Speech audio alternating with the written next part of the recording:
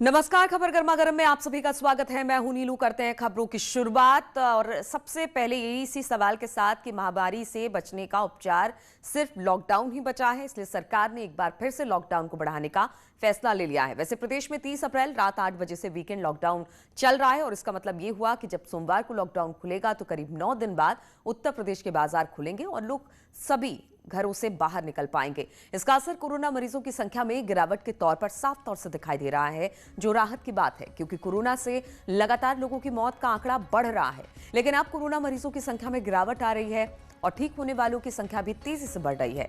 इस सुधार के साथ ही योगी सरकार वैक्सीनेशन में तेजी लाने की तैयारी भी कर रही है और इसके लिए सरकार ने ग्लोबल टेंडर जारी किया है। इसकी अंतिम तारीख 21 मई है। और उत्तर प्रदेश में कोरोना को हराने के लिए सरकार और प्रशासन के सहयोग से जंग जारी है।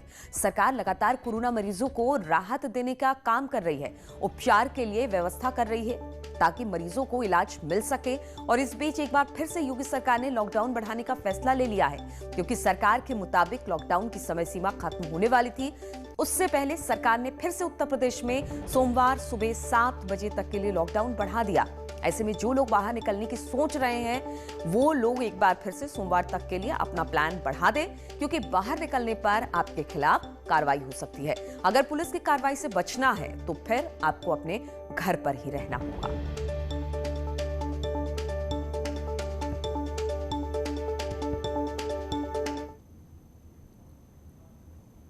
और इस लॉकडाउन के दौरान क्या बंद रहेगा और क्या खुला रहेगा, इसको समझ लीजिए जरा। मेडिकल स्टोर खुले रहेंगे, स्पा और ऑडिटोरियम जो होंगे वो बंद रहेंगे, किराना स्टोर खुलेंगे, मॉल और जिम बंद रहेंगे, होम डिलीवरी होगी, सिनेमा हॉल बंद रहेंगे, 50 लोगों के साथ बैंक्वेट हॉल भी खुलेंगे, स्कूल और कॉलेजेस बंद रहेंगे, राज्यों के बॉर्डर खुले रहेंगे, लेकिन शहर में घूमने की छूट बिल्कुल नहीं मिलेगी। और अगर आप लॉकडाउन के दौरान नियमों का पालन नहीं करते हैं तो फिर पुलिस आपके खिलाफ एक्शन ले सकती है। और जैसे कि बिना मास्क के पकड़े जाने पर जुर्माना लगाएगी पुलिस। पहली बार में 1000 रुपए आपको देने पड़ेंगे, दूसरी बार में 10,000 रुपए का प्रावधान है। आवश्यक सेवा से जुड़े लोगों को पास भी मिलेगा, दूसरे राज्यों से आने वालों को छूट मिलेगी। सफाई का विशेष अभियान इस दौरान चलाया जाएगा। मास्क और सोशल डिस्टेंसिंग पर सख्ती बरती जाएगी। स्थानीय थानेदारों को जिम्मेदारी इसकी सौंपी जाएगी। लापरवाही पर थानेदार के खिलाफ भी कार्रवाई होगी। पुलिस अधिकारी चेकिंग अभियान चलाएंगे और फिर ये सब कुछ आपको भुगतना पड़ सकता है अगर आप नियमों को तोड़ेंगे कोरोना के तो। और उत्तर प्रदेश में अब तक की तस्वीर बताती है कि लॉकडाउन के साथ लोग खड़े हैं, जिसका असर सड़कों पर साफ तौर से दिखाई दे रहा है। यही कारण है कि सरकार ने एक बार फिर से लॉकडाउन बढ़ाने का फैसला किया है। इन तस्वीरों को जरा देखिए। पहले हमारी टीम ने कई जगहों पर जाकर रियलिटी चेक किया तो आपको यहां का सूरत हाल दिखाते हैं।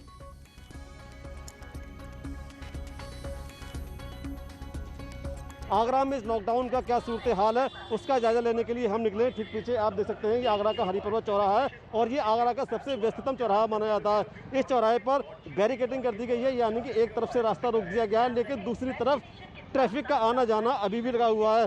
लोग बाइक से निकल रहे हैं, रिक्शे से निकल रहे हैं, कार से निकल रहे हैं, यानी कि जो पालन आगरा में होना चाहिए लॉकडाउन का बहुत ज़्यादा देखने को नहीं मिल रहा है। लोग बाहर निकल रहे हैं, बड़ी संख्या में ऐसे लोग भी देखे जा रहे हैं जो बिल्कुल भी लॉकडाउन का नियम नहीं मान रहे हैं। इसलिए न्यूज़ 18 लोगों से अपील करता है कि हर हाल में घर में रहें और कोरोना की इस चेन को तोड़ें। आरिफ खान, न्यूज़ 18 आगरा। इस वक्त मैं मुरादाबाद के प्रिंस रोड पर हूँ। थाना गलशहीद का इलाका इधर है, थाना कटघर का इलाका इधर है। आप देख सकते हैं, अगर मैं दिखाऊंगा कि आपको यहाँ भीड़ नज़र आएगी।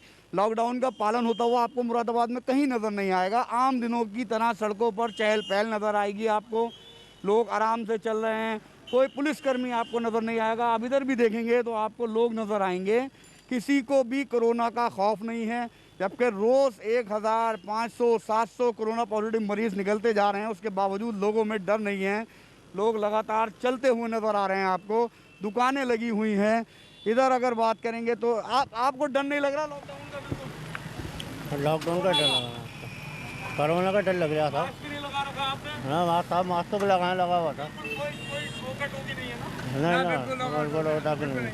तो आप देखिए जिस तरह हमारी बात हो रही है, लोगों से कोई रोका टोकी नहीं है। लोग आपको चलते हुए नजर आ रहे होंगे, पूरे सब लोग ऐसे आम दिनों की तरह घूम रहे हैं। भाई साहब को आप देख सकते हैं कि कोई आप देखेंगे मास्क भी नीचे है, हेलमेट भी नहीं है। तो पुलिस कहीं पर पालन कराती हुई नजर नहीं आ रही है। पीछे भी एक भाई साहब हमारे जा रहे हैं, तो आप देखेंगे इस तरह लोग घूम रहे हैं। कोरोना पॉजिटिव मरीज बढ़ते जा रहे हैं और मौतों का आंकड़ा भी 292 तक पहुंच गया है। लॉकडाउन का कोई फायदा होता हुआ नजर नहीं आ रहा।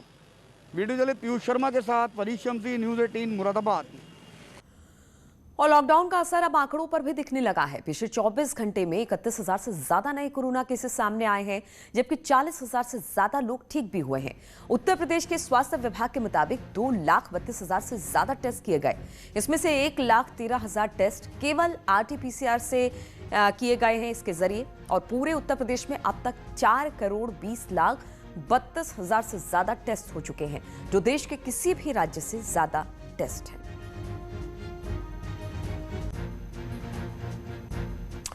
तो चलिए अब आपको कोरोना केसों के प्रति दिन लगातार आ रही गिरावट को ग्राफिक्स के जरिए समझाते हैं। 28 अप्रैल की अगर बात करें तो उत्तर प्रदेश में 32,993 कोरोना मरीज सामने आए थे, जबकि 29 अप्रैल को 25,613। 30 अप्रैल की बात की जाए तो 30,626 केसेस सामने आए थे। वहीं 1 मई का जो आंकड़ा बताता है वो 30,317 का है। 2 मई को 30,983, 3 मई को 29,192, 4 मई की बात की जाए तो 25,858 और 5 मई को 21,165 कोरोना मरीजों की संख्या सामने आई है, जिससे साफ दिखाई दे रहा है कि 3 मई के बाद से लगातार कोरोना मरीजों की संख्या में गिरावट दर्ज की गई है, जबकि उससे पहले मरीजों की संख्या तेजी से बढ़ रही थी। वैसे सरकार के प्रयासों का असर अब आंकड़ों पर भी दिखने लगा है। फिर भी सरकार प्रदेश के हित में एक और बड़ा फैसला किया है। सरकार वैक्सीनेशन अभियान को तेज करने के लिए बड़ी तैयारी शुरू कर दी है। खबर है कि सरकार ने वैक्सीनेशन के लिए ग्लोबल टेंडर जारी किया है। इसकी मदद से 4 करोड़ डोज मंगाई जाएगी। इस आपूर्ति के लिए सरकार ने भारत बायोटेक सीरम इंस्टीट्यूट को 50-50 लाख टीके देने के लिए 10-10 करोड़ रुपए एडवांस में देने की बात कही है, ताकि लोगों को जल्द वैक्सीन मिल सके और कोरोना महामारी को हराने में मदद मिल सके। इस टेंडर को भरने के लिए सरकार ने 21 मई की अंतिम तारीख रखी है।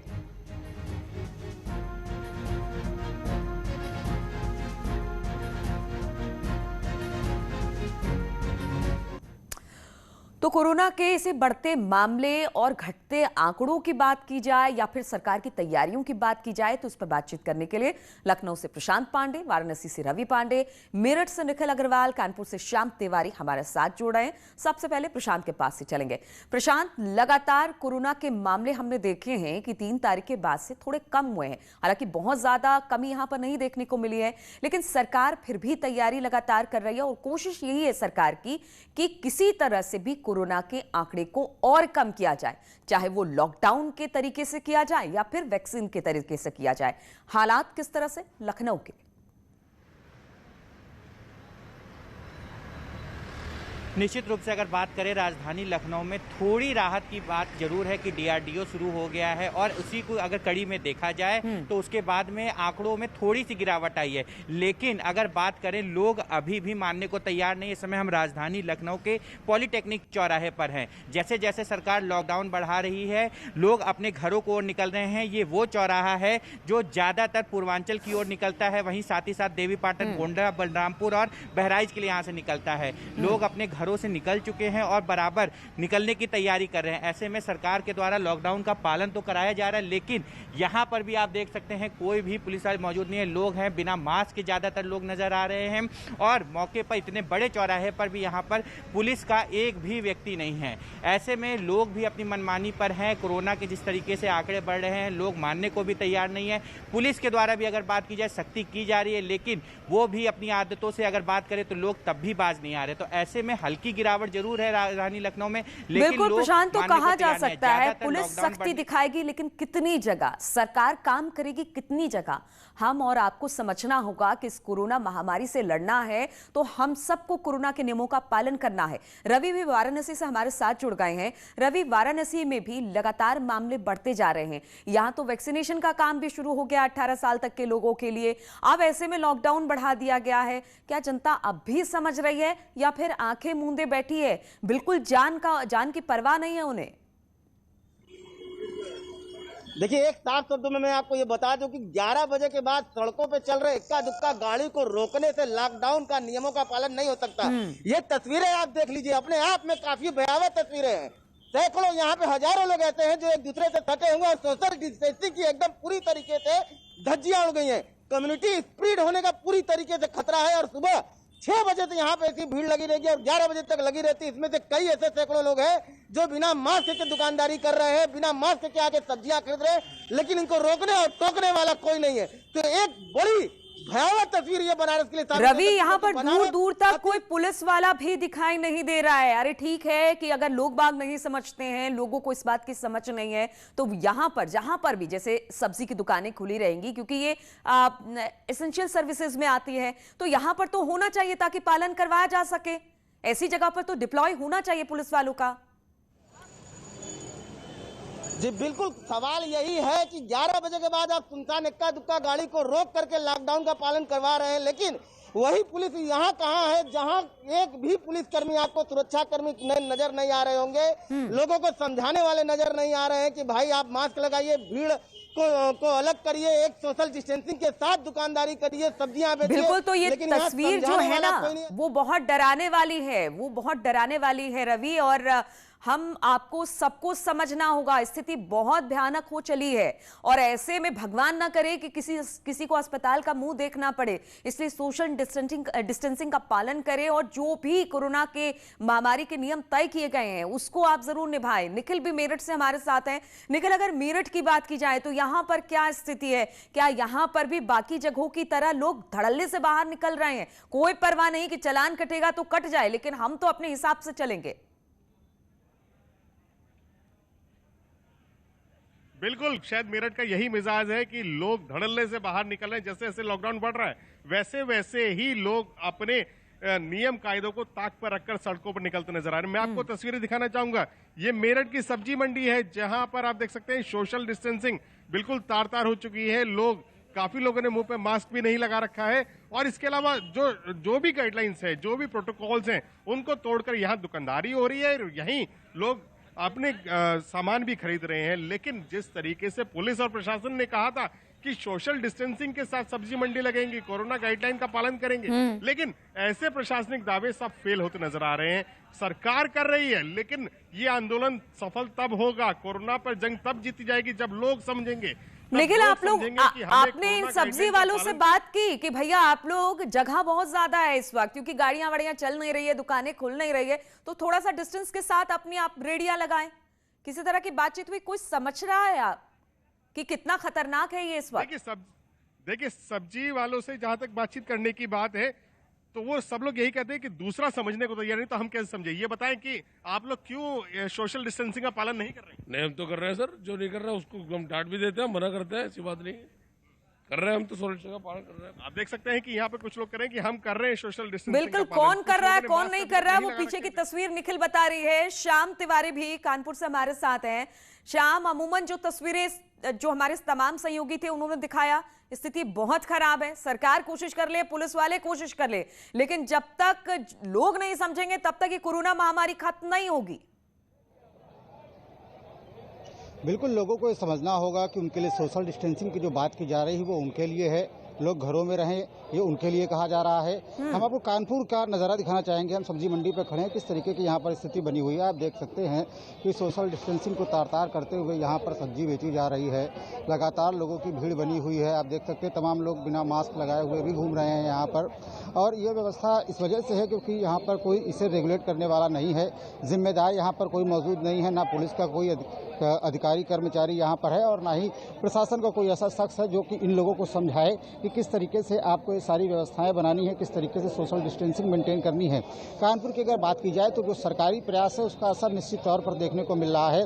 कानपुर में जहाँ आंकड़े 2200 के आसपास पहुंच गए थे, तो पिछले 24 घंटे की अगर बात की जाए तो जो कोरोना संक्रमितों का आंकड़ा है वो 1000 के नीचे आ गया है। लेकिन जिस तरीके का ये नज़ारा है वो जरूर डराने वाला है कि बिल्कुल इस तरह का जो नजारा है वो डराने वाला है। स्थितियां भयानक है, अगर हम अभी भी नहीं समझे तो और ज्यादा बुरा हो सकता है। और क्या है, सब्जी आपको लगातार मिलेगी, आप 1 घंटे देर से भी निकलेंगे, आप भीड़ छटने का इंतजार कीजिए, बाद में भी आपको सब्जियां मिलेंगी, लेकिन जान दोबारा वापस नहीं लौट सकती है। आप सभी का बहुत बहुत शुक्रिया हमारे साथ।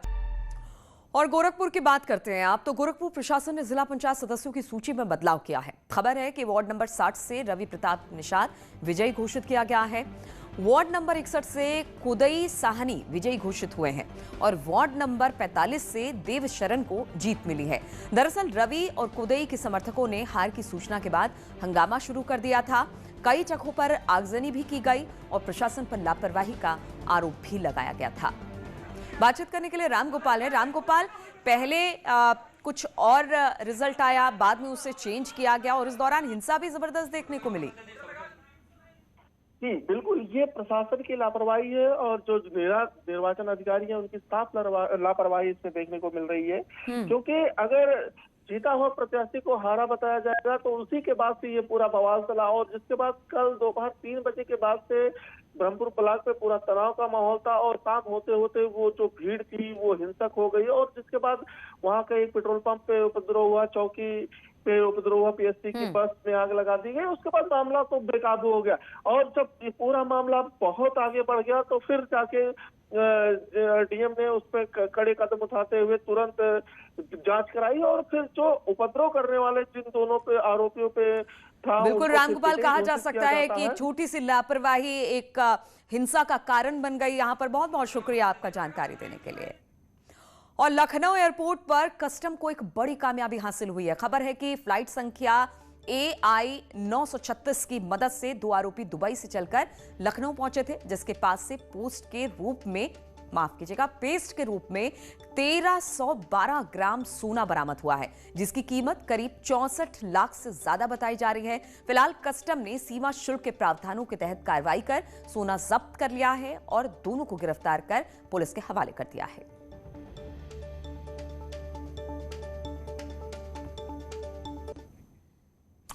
और नेटवर्क की टीम ये सुनिश्चित करना चाहता है कि हर भारतीय को कोविड-19 का टीका मिले।